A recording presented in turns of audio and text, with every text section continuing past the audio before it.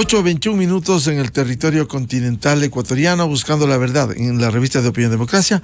Queremos abrir el espacio a nuestros siguientes invitados para analizar un hecho que ocurriera este domingo en la Asamblea Nacional. El insístase con 101 votos en la legislatura ecuatoriana de un tema que había sido vetado totalmente el año pasado y consecuentemente, de acuerdo con la norma legal, no se podía tratar un año. Esto ya se cumplió y resulta que se despertó la Asamblea e insistió y aprobó este tema del desarrollo de la aplicación del artículo 28 de la Ley de Seguridad Social, que está vigente desde noviembre del 2001. Es decir, la integración del Consejo Directivo del IES. Una preocupación en medio de este país lleno de incertidumbre, de inseguridad jurídica. ¿Qué pasa con el decreto 571 del Ejecutivo que expidiera el presidente Lasso el 3 de octubre del 2022 y que mediante decreto expidió el reglamento para la designación tanto del representante de los asegurados cuanto el representante de los empleadores? Ya incluso ha sido escogida la integrante del Consejo Directivo del IES, previo calificación de la Superintendencia de Bancos, de los empleadores, principal y suplente. En el caso de los trabajadores está en proceso de resolución de la Superintendencia de Bancos. Con este contexto, quiero dar la cordial bienvenida en estudios al economista Fernando Mosquera, experto en estos temas de seguridad social, y el doctor Javier Sisa. Economista Fernando Mosquera, ¿cuál es la interpretación de lo que ha ocurrido en la Asamblea Nacional, en donde se ha insistido en el proyecto original, que fue vetado totalmente y que va al registro oficial para su aplicación? Por favor, la explicación de lo que ha sucedido. Ahora vendrá un proceso al mediano plazo para la designación de estos delegados. ¿Qué pasa en el interín? ¿Qué pasa con los actuales? Si ya hay el delegado de los empleadores, si se resuelve el delegado de los trabajadores, ¿qué va a pasar en este interín cuando el Seguro Social necesita certidumbre para ir avanzando en los procesos de cambio? Buen día. Buenos días, estimado Miguel. Un saludo afectuoso a todos los que escuchan este programa y nos ven también por televisión. Un saludo afectuoso a Javier Sisa, un importante abogado, conocedor de temas de la seguridad social. Lo hemos tenido en la mesa de seguridad social como asesor jurídico en temas importantes y es uno de los más capacitados de momento para dar su opinión, especialmente, obviamente, desde su punto de vista legal. Yo no soy abogado, quisiera que me diera un minuto para dar algunos antecedentes político-económicos que nos ubiquen en el tema que estamos tratando. Cuando funcionó la Comisión Interventora de la Seguridad Social en la presidencia del arquitecto Sixto Durán Ballén, solucionaron un problema de un consejo directivo que tenía 9 miembros y era realmente un petardo tomar resoluciones y que camine la institución. Y nos fuimos al otro extremo, que sean solamente 3 miembros del consejo directivo: el representante del Ejecutivo, que lo preside, el representante de los empleadores, que el problema es menor cuando son 5 o 6 grandes electores que nombran, y a veces con una sesión, unas llamadas telefónicas, se ponen de acuerdo, hacen un proceso de selección y listo. El problema que estamos viviendo es ahora en el tema de los asegurados, porque estaba previsto anteriormente en la ley del 2001 5 grandes electores, en donde casi siempre se dejaba de lado la representación de los que entregaron toda su vida trabajando y aportando y se jubilaron y que no tenían un miembro dentro del Consejo Directivo del IES, porque había un solo representante de las centrales sindicales, de la Unión Nacional de Educadores, del Seguro Campesino, de los jubilados, y por lo tanto es un problema ponerse de acuerdo entre tantas instituciones. Los servidores públicos. Y los servidores públicos. Recuerde que hay más de 3,5 millones de afiliados y más o menos 550,000 jubilados. Por lo tanto, tener un solo delegado era problemático. Entonces, ¿Qué voy a plantear este momento? No sé si el remedio de lo que acaba de hacer la Asamblea, de insistir en la ley que fue vetada totalmente, aprobada el 21 de abril del 2021 y vetada pocos días después por el presidente que ya entró en funciones el 24 de mayo, el presidente Lasso, vetada totalmente, y que el 6 de junio cumplió el año para que el Parlamento, la Asamblea, el Congreso, como se llame, insista en el tema. El día de ayer se consiguieron alrededor de las 2 de la tarde 101 votos y se insistió, por lo tanto eso va al registro oficial para que entre en vigencia. Pero hay un proceso que tiene que estar comandada por el Consejo Nacional Electoral, que tiene que demandar recursos y posiblemente le va a tocar al Seguro Social invertir algunos millones de dólares para formar esos grandes electores con padrones totalmente revisados por el Consejo Nacional Electoral, con una normativa, unos reglamentos en cada uno de estos, para que pueda entrar a esta nueva composición de 5 miembros en el Consejo Directivo, que tengan una duración de 16 meses. Los 3 grandes electores están elegidos por 4 años, por lo tanto la presidencia rotativa. En el veto presidencial, del veto total, se argumentó este asunto, de que era muy complicado cambiar prácticamente cada 16 meses, cada 12 y 4, 16 meses, el entorno jurídico y más bien dicho, el entorno y el capital técnico económico de la dirigencia de la institución, porque incluso esto afectaría también al directorio del BIES, ya que un miembro, presidente del Consejo Directivo, tendría que presidir ese directorio del Banco del Instituto de Seguridad Social. También el presidente en el veto determinaba el costo que va a tener y también argumentaba que no era pertinente a esta presidencia rotativa en los grandes intereses que hay dentro de la seguridad social. Entonces, este momento tenemos que enfrentar eso. El Consejo Nacional Electoral tiene apenas 30 días para comenzar a desarrollar todo este proceso y 6 meses para que esté el tema definido. Pero mientras eso sucede, está en vigencia el decreto 571, en donde se ha elegido ya la economista representante de los empleadores y tiene que definirse el tema mediante la calificación de superintendencia del delegado de los trabajadores, de los asegurados, conjuntamente con el doctor Alfredo Ortega Maldonado, que es el presidente del Consejo Directivo nominado por el presidente de la República, para que ese órgano legislativo y de control comience nuevamente a funcionar. Bienvenido, doctor Javier Sisa. A ver, explíquenos jurídicamente lo que ya nos ha desarrollado el economista Fernando Mosquera respecto del futuro inmediato de esta estructura del máximo nivel del Seguro Social Ecuatoriano, con una circunstancia. Si al CNE le dan 6 meses de plazo para desarrollar este proceso en el Seguro Social, este momento están involucrados en un proceso de las elecciones del 5 de febrero del 2023, las elecciones seccionales de los gobiernos autónomos descentralizados. Qué complicado. Esto genera certeza jurídica, que es la que se quiere el país, para ir a afrontar los temas de fondo del Seguro Social Ecuatoriano. Muy buen día, doctor Javier Sisa. Muchas gracias por la invitación y buenos días, Miguel. Saludos a todos quienes nos escuchan y de manera especial mi saludo a Fernando y gracias por tus generosas palabras. Gusto poder mirarte desde este momento.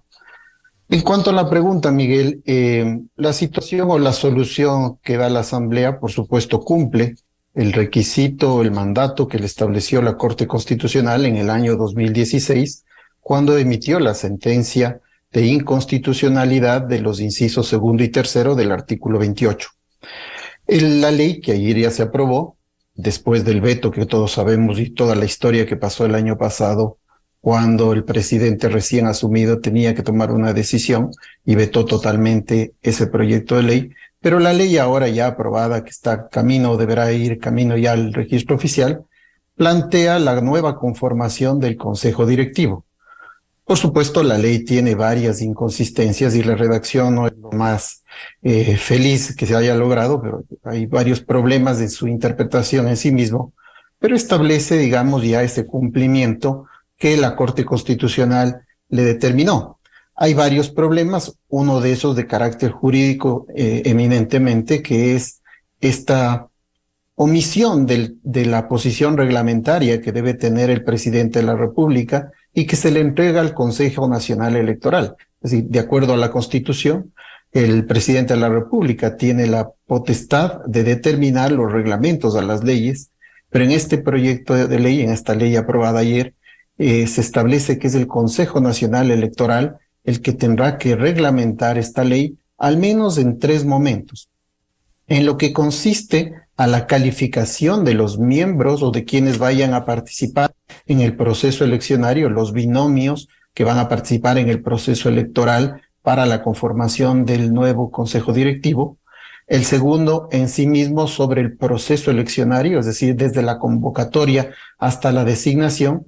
Y el tercero, que responde a la conformación de los famosos colegios electorales.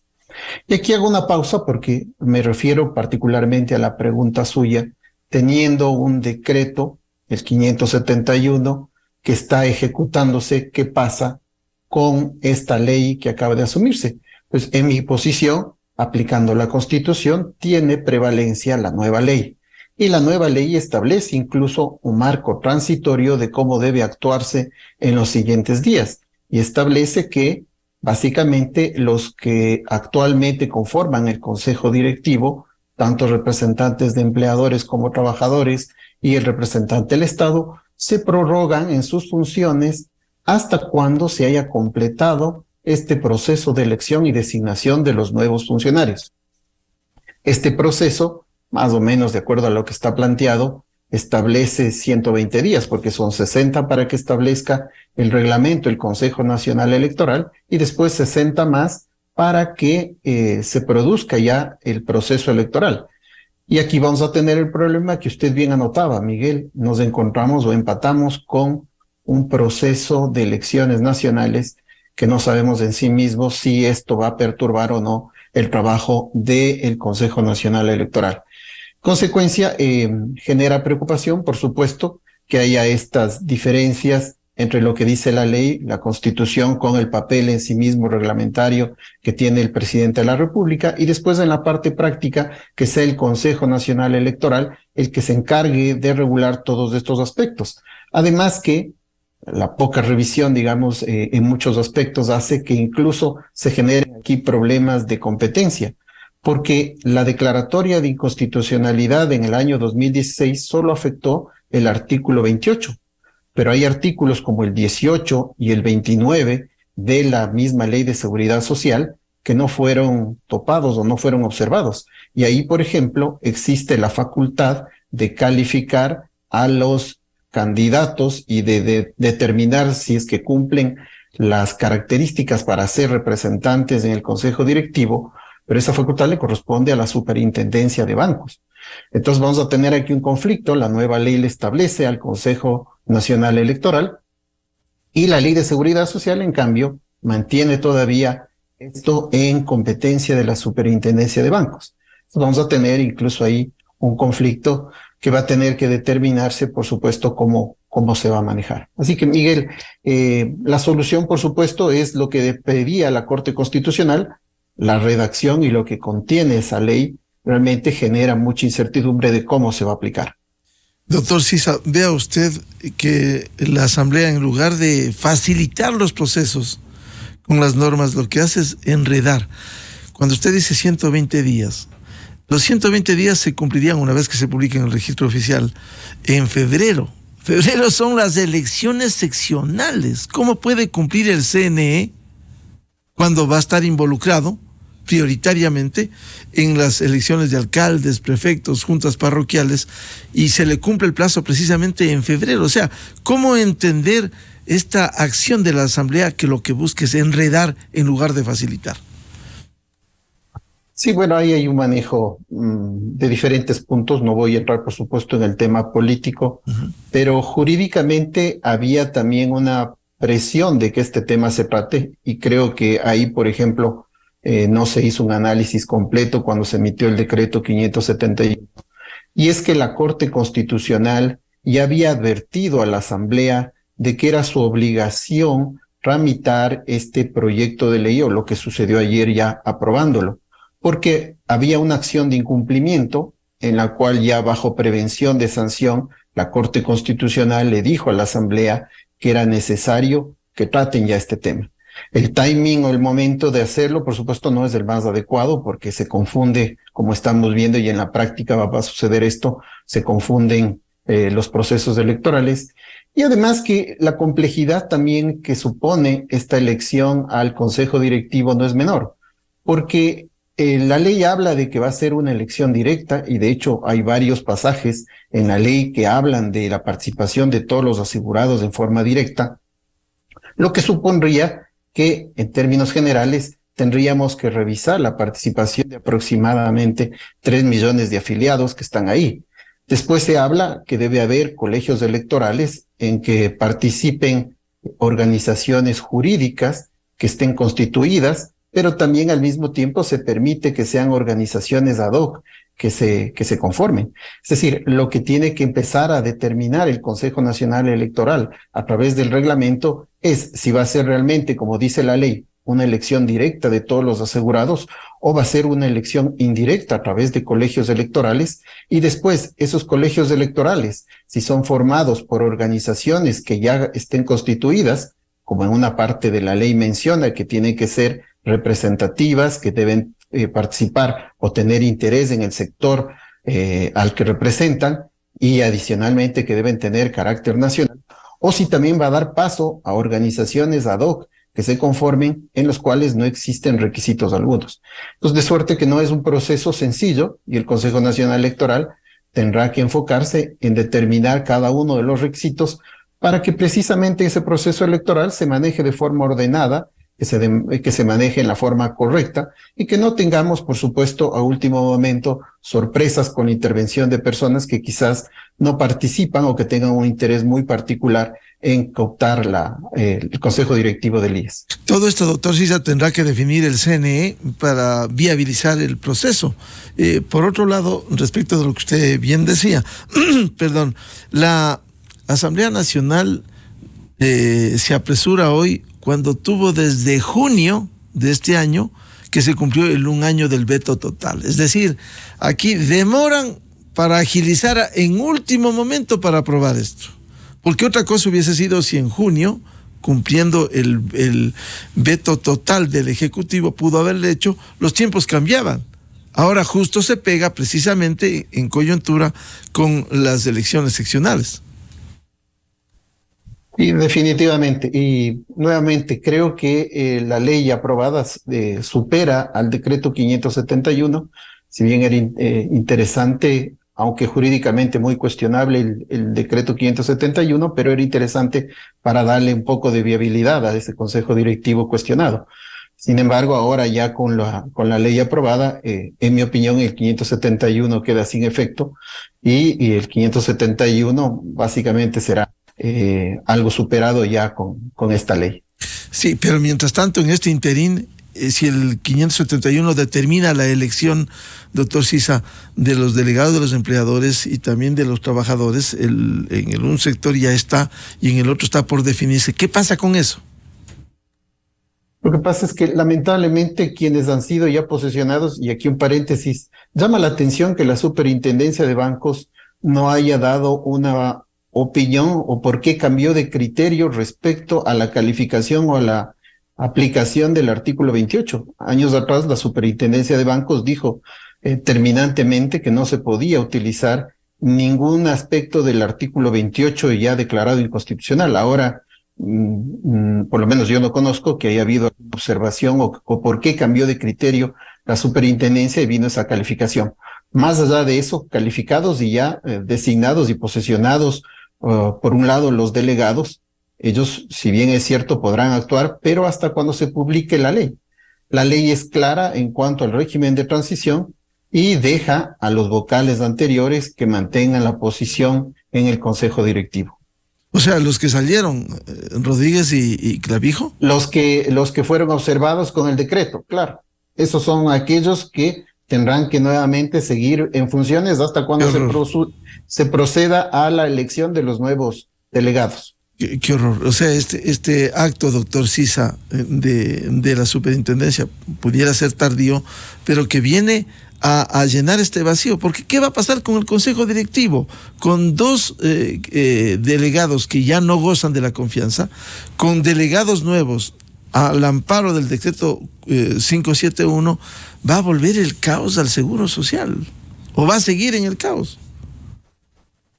Definitivamente, o sea, creo que hay responsabilidades compartidas de analizar todo lo que pasaba en aquel momento o días atrás, tanto con el proyecto de ley, con la posición de la Corte Constitucional, como con el decreto, pero definitivamente se genera este momento un problema que creo que tiene que ser superado por la jerarquía de la ley. No estoy hablando si la representación o no es buena o mala, han sido muy cuestionados los delegados, pero jurídicamente tiene prevalencia la ley que aprobó ahí en la Asamblea. Economista Fernando Mosquera, con este análisis jurídico que nos ha hecho el doctor Javier Sisa, volvemos quizás a esta incertidumbre de la administración del Seguro Social ecuatoriano. Mientras tanto, hay tantos temas pendientes de resolución que simplemente hoy, solo con el presidente del Consejo Directivo del IES, el delegado del presidente, ¿qué va a pasar? Pongamos algunos antecedentes que son importantes en este contexto que estamos conversando. En el año 2016, una ciudadana plantea a la Corte Constitucional una demanda de inconstitucionalidad al inciso 3 del artículo 28, indicando de que ella era una trabajadora autónoma y por lo tanto los gremios que eligen al representante de los empleadores no le representaban. Hace un estudio, dicta una sentencia como dicen los abogados, con una calificación de inconstitucionalidad diferida del inciso 2 y 3 del artículo 28. Debía ser atendido por la Asamblea lo más rápido posible. Se demoran más de 5 años para tomar y definir esa ley que este momento entraría en vigencia.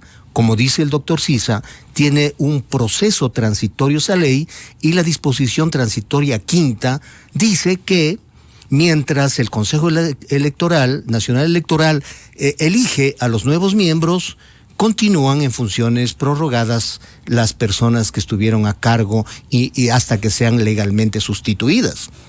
Entonces, el momento que apruebe el 21 de abril, la anterior asamblea, emite una ley que tenía que ir a sancionamiento, a sancionar el presidente de la República y lo vetó totalmente, en donde en algunos aspectos, si bien es una necesidad que los otros sectores, especialmente en empleadores asegurados y jubilados, tengan una mayor representatividad, también había cuestionamientos desde el punto de vista económico. Muchos analistas manifestaban que no es posible que el mayor deudor del Seguro Social, el Estado ecuatoriano, sea el dueño de la pelota, el que dirija el Consejo Directivo con su efecto en el directorio del BIES. También se manifestaba que los empleadores, el momento que aportan el aporte patronal, termina su relación y comienza a hacer recursos del jubilado o del trabajador, y por lo tanto nada tienen que ver dentro del Consejo Directivo. Esos eran pensamientos que se discutían en muchas ocasiones.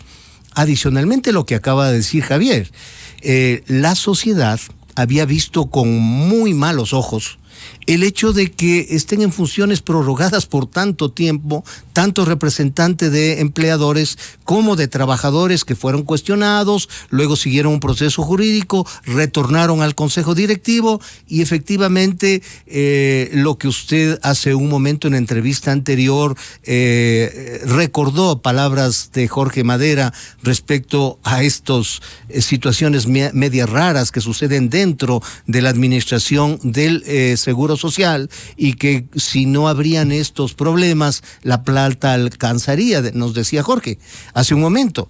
Entonces, mire que esto es la necesidad del nombramiento de nuevos miembros, por un lado, la participación de sectores que estuvieron vedados por varias razones de participar en lo que les interesa, como son el gremio de jubilados, el seguro campesino, etcétera, y que por lo tanto era una necesidad cívica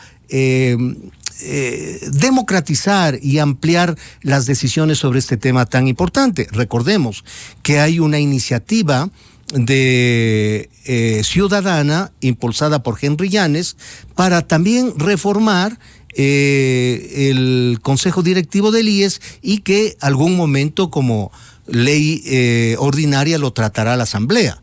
Entonces, yo creo que esto no es otra cosa que una decisión política para dejar de lado la estructura de lo que disponía el decreto 571 y de esa manera anteponer ciertas posiciones políticas frente a los reales intereses que deben primar cuando los miembros del Consejo Directivo deben ser gente que conozca de seguridad social y a veces no necesariamente una persona conoce de todo. Un médico, por ejemplo, puede tener falencias en el tema de inversiones, como un economista puede tener falencias en el tema médico. Es obvio, cada uno tiene su profesión, pero sí es importante la necesidad de que se ampliara la participación de gremios de colectivos importantes que tienen relación con los intereses de la seguridad social.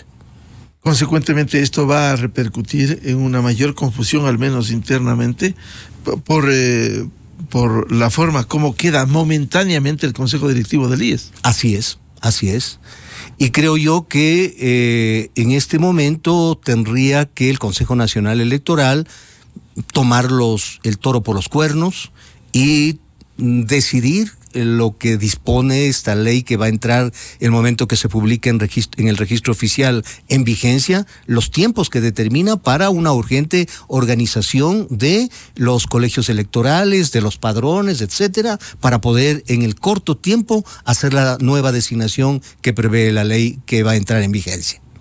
Doctor Javier Sisa, si es que ya fue posesionada la delegada de los empleadores en las últimas horas, y está en proceso todavía en la Superintendencia de Bancos, hasta que no se publique en el registro oficial, esto no debiera funcionar así, porque lo otro sería ya en la práctica, la aplicación, seguir en este andarivel de inseguridad que se vive en el Seguro Social ecuatoriano. Bueno, yo coincido, pero la inseguridad va a mantenerse porque si bien por un lado está la delegada del sector empleador y su suplente, pero del sector trabajador todavía no se ha elegido al representante. En consecuencia, no está conformado el Consejo Directivo. El Consejo Directivo no puede funcionar solo con el delegado del presidente y del sector empleador. Necesita el tripartismo para que quede plenamente conformado. Fíjese si solamente aplicando el decreto 571, y llamémoslo así para que nos entiendan, y manteniéndole vigente o resucitando las normas que fueron declaradas inconstitucionales en el 2016, hemos tenido un problema de esta magnitud, a pesar de que, digo nuevamente, ya estaban designados en el artículo 28 quiénes son los electores. Hemos tenido un problema de tal magnitud que el sector trabajador no ha podido concretar su delegado. ¿Cómo va a pasar ahora cuando se abre la ventana a que participen diferentes tipos de asegurados? En los asegurados, y bien lo recordaba Fernando, cómo fue originalmente, más allá que una motivación técnica, creo que era una motivación política en el papel de los gremios, que eso va ligado con la reforma que ya estableció en el año 2008 la Constitución, de la no obligatoriedad de afiliarse a ningún gremio, pero en el momento actual, el papel de todos los asegurados es trabajadores dependientes, trabajadores independientes o por cuenta propia, y todas las personas afiliadas ahí, sea voluntarios o incluso jubilados. En esa amplia gama, deberá el Consejo Nacional Electoral determinar cuáles son las características de los electores, cómo se va a hacer ese procedimiento, de suerte que sea algo objetivo y algo ágil para que esa elección se pueda dar. Me temo mucho de que el proceso lamentablemente puede ser tan complejo, tan engorroso, que las definiciones terminen siendo también de cuestionamientos o que realmente tenga sombras de cómo se va a llevar ese proceso electoral. Mientras tanto, economista Fernando Mosquera, el IES necesita, y esto es afiliados, jubilados, pensionistas, aspiran a una solución de los temas de la salud, de los medicamentos. Hoy precisamente Diario Expreso publica este reportaje que dice: la mora patronal que afecta al IES supera los 2.000 millones. No solo el Estado es el gran deudor, también las empresas con el 48% de lo que se adeuda. Apenas un 2.5% recurre a las facilidades de pago. Es decir, estos grandes problemas están allí. En el caso de la deuda por mora patronal del sector empleador, un gran porcentaje que supera el 70% proviene de pequeñas empresas que fueron afectadas terriblemente por la pandemia y que se cerraron y que no pudieron pagar a los bancos y por lo tanto tampoco a la seguridad social. Los grandes contribuyentes, en su mayoría, hay excepciones, están al día en sus obligaciones de la seguridad social. Pero recordemos en este tema de la mora patronal, ¿qué hizo el gobierno del señor Correa? Cuando esto estaba privatizado y eran abogados privados los que se encargaban de cobrar a estas empresas en mora, sustituyó con 3 burócratas y los expedientes comenzaron a estar del piso al techo. Y además creo que ahí habían ciertos incentivos para que a unas les cobren y a otras no les cobren, generando un gran proceso de inconformidad respecto a los intereses de recaudar por parte del seguro social. Entonces, eso es lo que tiene que hacer el nuevo Consejo Directivo, contratar los abogados externos para que sean ellos los que en función a los resultados cobren esa cartera vencida de aportes que no han sido pagadas a la seguridad social, que incluso antes tenían incluso decisiones de tipo penal cuando alguien recortaba de sus salarios a los trabajadores de aportes o pago de préstamos, lo que sea, y luego no pagaba la seguridad social, podía ir incluso a la cárcel. Luego se modificó ese tema. Entonces hay situaciones que tiene que resolver el Consejo Directivo para agilizar y bajar esa mora patronal. Pero el tema es eminentemente económico de las responsabilidades de todos los gobiernos. Ya hemos muchas ocasiones indicado los terribles impactos que tuvo en la historia de la seguridad social el gobierno del señor Correa, cuando se eliminó el 40% de pago para el pago de pensiones, cuando se hizo que se atiendan a los menores de 18 años, cuando se dijo que no había deuda, sin financiamiento, cuando se dijo que no había deuda, y el incremento de una burocracia de 12, 13 mil personas pasó a 48 y luego se redujo a 38 mil personas en ese gobierno. Y posteriormente el siguiente gobierno, que prácticamente lo que le interesaba era concluir su mandato y pateó la pelota para después. Y claro que vino el tema de la pandemia y problemas financieros dentro de las cuentas fiscales muy graves, que pagó de enero a septiembre del año 2019, cuando volvió la obligatoriedad de pagar el 40%, y luego se retrasó nuevamente, y ahí tenemos una deuda que está superando los 2.000 millones de dólares, más los 4.600 millones del Fondo de Salud, más los 8.000 millones de inversiones que tiene el Estado en la seguridad social, y que en esta situación de liquidez cumplen el programa financiero de inversiones del BIES y nuevamente invierten en este año más de 1.000 millones de dólares en bonos del Estado. Entonces sí se necesitaba una nueva visión del Consejo Directivo y por lo tanto del directorio del BIES, que defiendan los intereses de los afiliados, porque la Constitución dice que son dineros diferentes a los del Estado. distintos del fisco, dice el 372 de la Entonces, eso era una necesidad, pero vuelvo a repetir, como comencé esta gentil entrevista con usted, esperemos que el remedio no sea peor que la enfermedad. Claro, usted cita algo que no debiera olvidarse, porque eso es parte del registro histórico. En los 10 años del correísmo se desfinanció. 4 años dejar de pagar el 40% para el fondo de pensiones.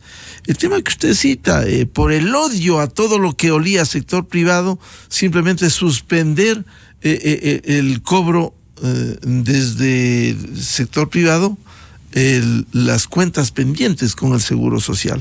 Esto le está pasando factura, y con estos enredos legales lo que hacen es no viabilizar la búsqueda de soluciones a los temas económicos, de salud, de prestaciones.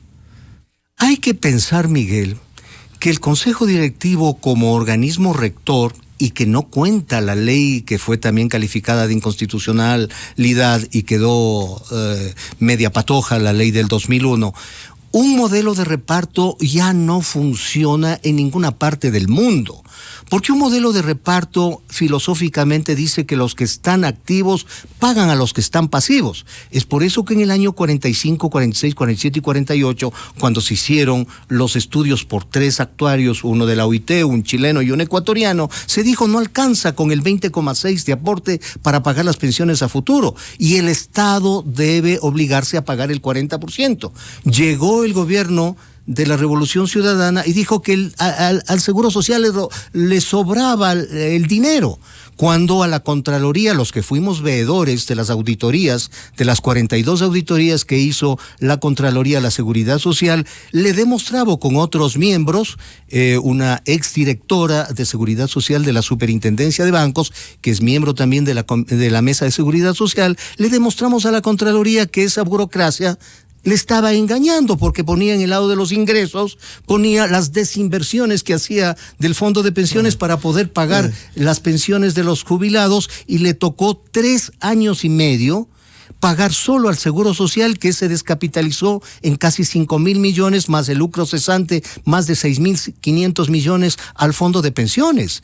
Entonces, esas cosas los mandatarios deben entender que tienen que pensar no como candidatos presidenciales, sino como estadistas. Y el tema de la seguridad social es tan importante para cualquier país por ese compromiso intergeneracional que deben tener las generaciones que están trabajando, que están laborando, con los que ya pasaron a el retiro y jubilación. Lo que usted dice, economista Mosquera, es realmente muy ilustrativo, y pensar que un economista que dirigió el país 10 años no entendió lo que son los recursos previsionales.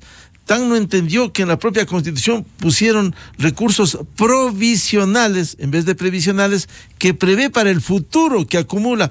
Por eso dijo alguna vez, sí, tienes recursos del IES, si no es solo tener hoy, sino tener para mañana. A ver si ilustramos sobre este tema, por favor. Y mandar ese dinero al IES que no lo necesita significa dejar sin escuelas, carreteros, sin seguridad social a la inmensa mayoría de ecuatorianos que todavía no están afiliados a la seguridad social. ¿Qué es esto? ¿Qué locura es esta? Así que no le demos nada al IES, y no le voy a pagar 20 centavos, porque basta de estas contradicciones. ¿Cuánto daño hizo eso, no? Y ahí está la factura. Y hay todavía que quieren olvidarse de esto, economista Mosquera. Cuando llegó la Revolución Ciudadana, el fondo de pensiones tenía más de 14.000 millones de dólares.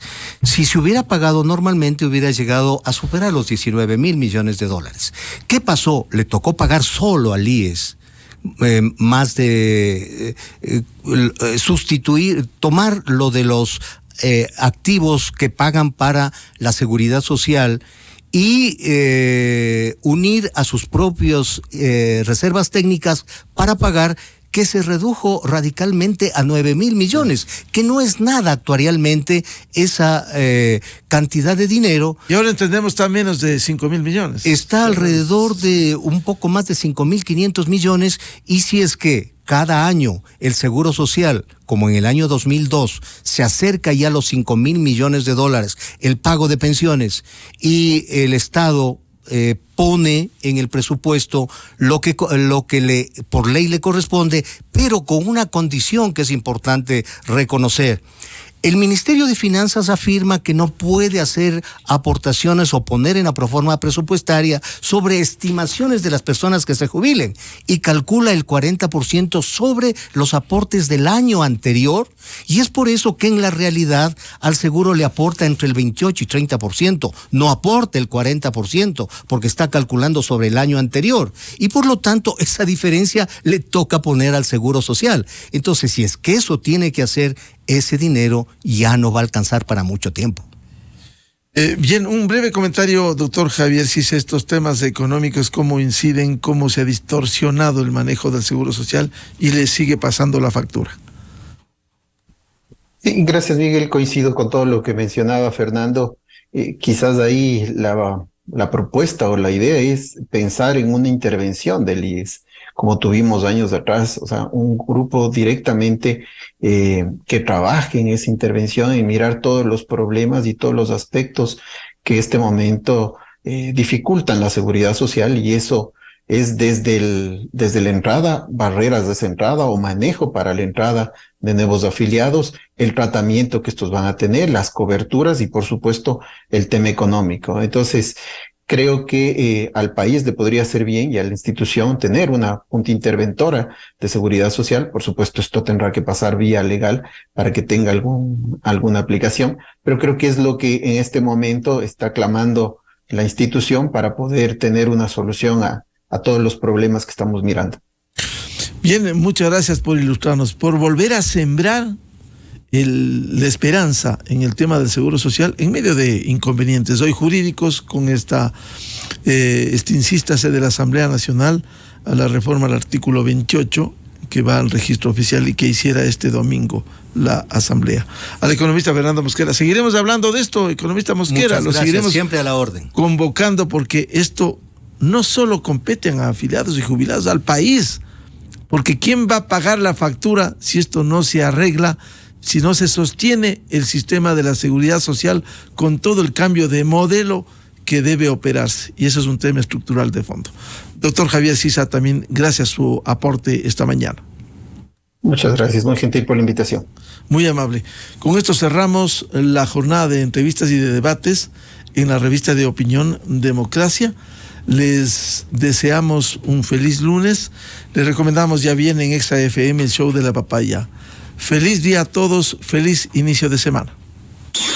Miguel Rivadeneira en la revista de opinión Democracia.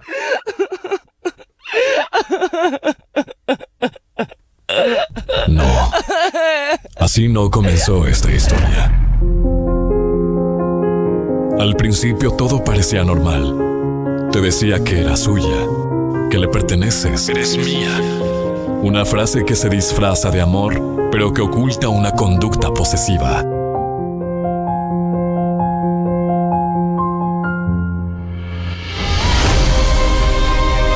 Recuerda, tú no eres de nadie. Nadie es dueño de nadie.